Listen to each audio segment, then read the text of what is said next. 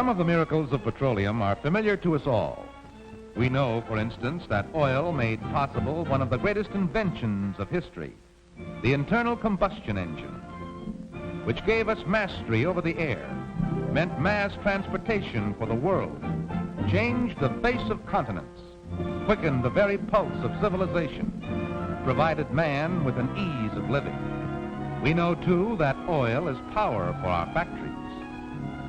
The machine age, which has given us a matchless standard of living, would never have been possible without oil. Practically every metallic machine in the world would grind to a stop if it were not for petroleum lubricants. Yes, these are the more generally known miracles from oil. But let's look at some less familiar changes oil has wrought in your daily life. Miracles undreamed of by Aladdin, or even by the pioneers of the petroleum industry when they first struck oil back in 1859. They were seeking not gasoline or lubricants, but kerosene. Kerosene for lamps to replace the whale oil which was growing scarce. Little did those early oilmen realize that this lamp, like Aladdin's, contained a genie. Little did they realize that the black substance was destined to advance our standards of living in 1,000 different ways.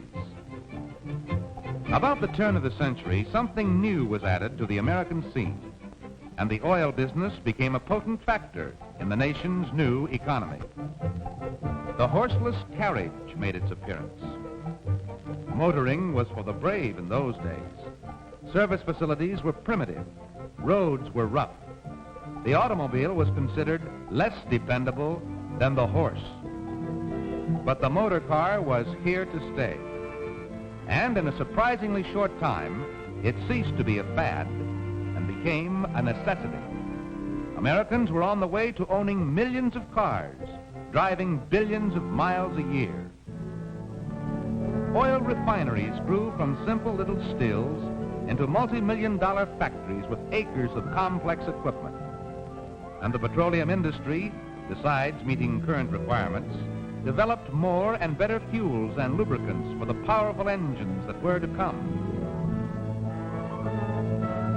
Today, vast laboratories are working hand in hand with giant refineries.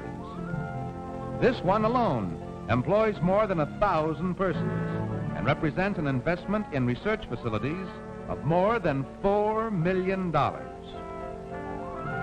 Here, scientists delve into the unknown in a never-ending quest for facts. They are men and women graduates of the world's greatest universities, and they carry on their research and experimentation with the aid of the most modern scientific equipment available.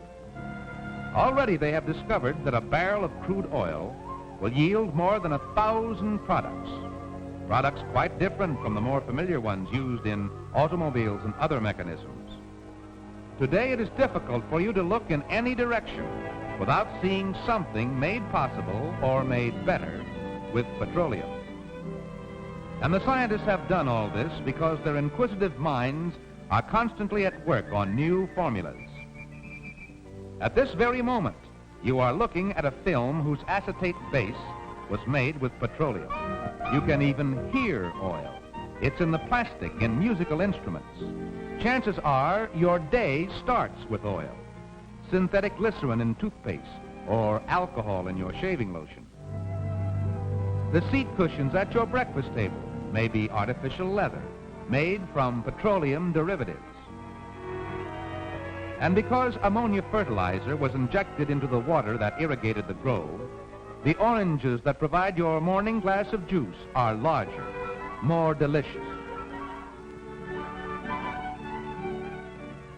We have been able to synthesize vitamin E, which does a great deal toward producing eggs in greater quantity. For, strange as it may seem, vitamin E added to chicken feed not only increases egg production, but also improves hatchability. Yes, and possibly there's synthetic glycerin in the sausage skins. And what's this? Sugar from oil? Well, not quite. But ammonia is used in refining sugar. Then there's the pectin in your jams and jellies. There's oil in your paper, It's a vital part of ink, and there's a new kind of ink that makes reading easier because of its anti-smudge properties.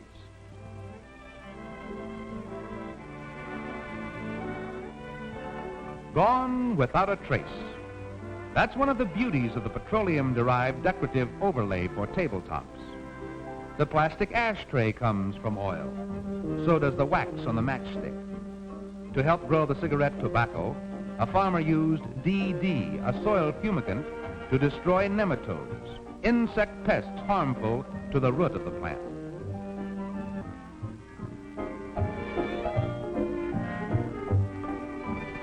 An accident, but no harm done to this tabletop.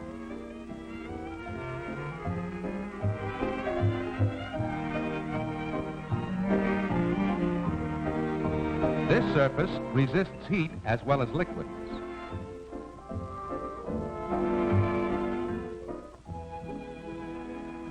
But let's look beyond the breakfast table. Salads for your lunch. Potatoes for the evening meal. Here at the Agricultural Laboratory near Modesto, California, a large staff of specialists is constantly at work seeking new ways for oil derivatives to improve your eating pleasure. It's a modern laboratory, complete to the last detail, including 140 acres of land, every foot of which contributes to the research program. Here they grow an increasing variety of fruits and vegetables, study their growth, and observe their reaction to treatment. To conduct research on so large a scale, the specialists need a lot of farm equipment. Of course, in this age of mechanized agriculture, petroleum's part in powering and protecting farm implements is not exactly news. And in addition to the protection of machinery against friction, another petroleum product comes into play: rust preventive. It successfully protects tools and equipment, even in outdoor storage. There is a side to the petroleum industry's agricultural research, however, which isn't so generally known: the laboratory work, testing of sprays, tomato canker bacteria inoculation, the study of the infectious and destructive nematode on roots and in the soil, fungus inoculation in a transfer chamber. These are the men and women who make farming more scientific, more efficient, help farmers grow more and better food. And so, long before the food reaches your table, the work goes on: the study of plant growth under controlled hothouse conditions, the trying out of new chemical compounds for control of insects and of fungus and virus diseases, the running of pilot tests for new processes. To stimulate the growth of plants, to make vegetables more nourishing, fruit bigger and juicier, ammonia is shot into the irrigation water. The same product, ammonia, has proved a great boon to the dry farmer as well. The specialists take oil, which originally came from the earth, transform it into a brand new substance, and put it back into the earth again. Could the genie of the lamp do more? A field of carrots never touched by a hoe. A petroleum-derived weed killer knocked out the weeds when the carrots were only sprouts. Agricultural experts fight an endless battle against insect pests that ruin millions of dollars worth of crops a year. Oil-based sprays and oil-derived chemicals are among their most effective weapons. On many modern farms, insecticides in powder form are being replaced by oil vapors and fogs that kill bugs fast, leave no harmful spray residue. The result? Fruit of a quality that even the genie couldn't surpass. I'll bet Aladdin never dreamed of this one. The plane is spraying an orchard with an almost invisible plant hormone, N-drop, to keep the fruit from falling. Hold it on the trees until the best time to harvest. While some of the scientists are working on methods to give us better food and actually applying them, as in the case of the trees, others must carry on another type of work: the battle against the plant enemies and pests underground. In this case, to destroy root-knot nematodes, which can do this to whole fields of tomatoes. But when oil-derived DD has controlled the nematodes, roots are clean and strong, able to support husky, productive plants. The story of petroleum's place in food runs from the field to your refrigerator. Anhydrous ammonia, a refrigerant, has its place here. It quick freezes food as soon as it is packed, so that it reaches you crisp and fresh. But let's follow petroleum away from food and see what else it does. The weatherometer is designed to test roof coatings, oil-based paints, asphalt, rust preventives, and other petroleum products. It duplicates the effect of blistering sun, snow, rain, and condenses into a few hours the weather-beating effects of 10 years, thereby assuring us of protective roof coatings for our homes.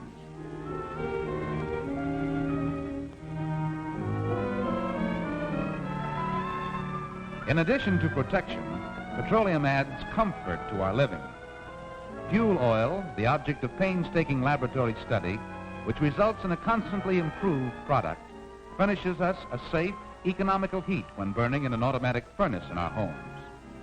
And it may surprise you to know the list of petroleum products around your living room. They're used in fabrics for the drapes, in paint on the walls, in gloss on the floors. Petroleum really gets around. It does its work in every room. It has its artistic side, too.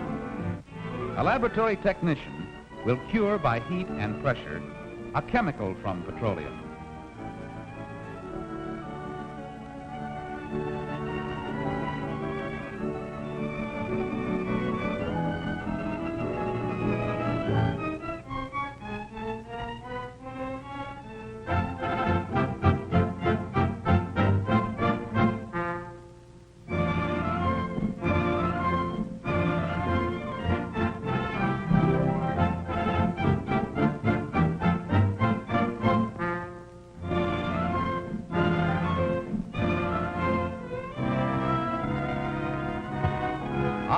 There we are, petroleum in still another guise, a block of clear plastic. Every one of these plastic articles contains petroleum. That black fluid has changed a lot since it came from an oil well, hasn't it? While we're on the subject of art and beauty, let's see how close petroleum comes to the lady of the house. Harlow Wilcox will take over the glamour department.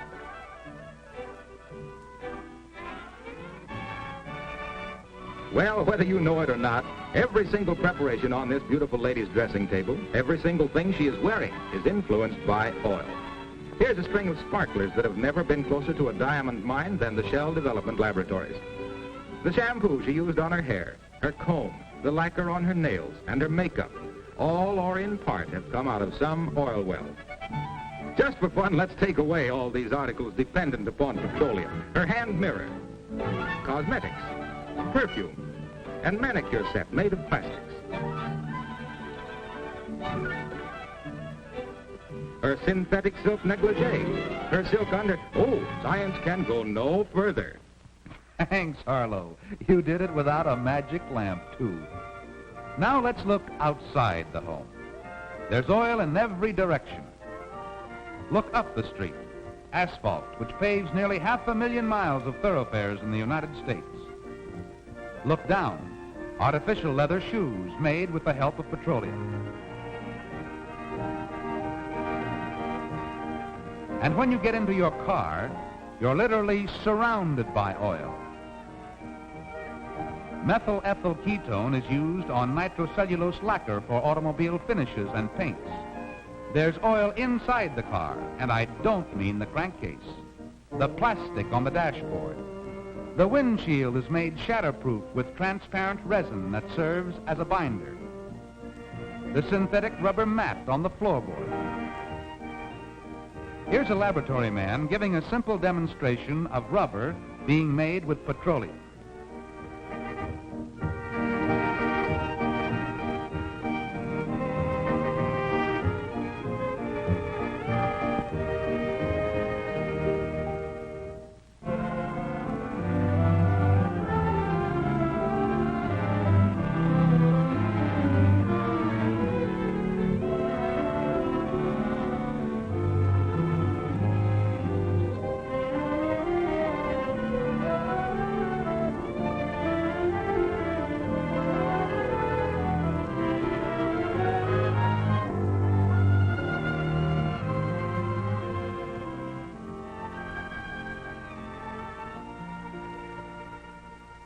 Yes, you can even get a bounce out of it.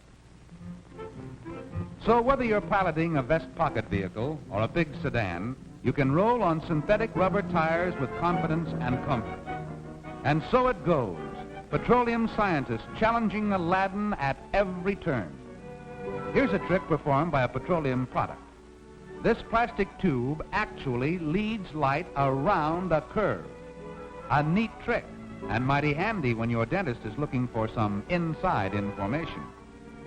In many other and even more important ways, modern medicine is aided by petroleum. Its derivatives are used in making penicillin, anesthetics, sedatives, dyes used in laboratory tests. Yes, day in and day out, the men of the laboratory work on, experimenting, testing, discovering. And the fruits of their labors are more wonderful, more practical than anything Aladdin ever produced with his fabulous lamp. The scientist creates his products with petroleum or natural gas.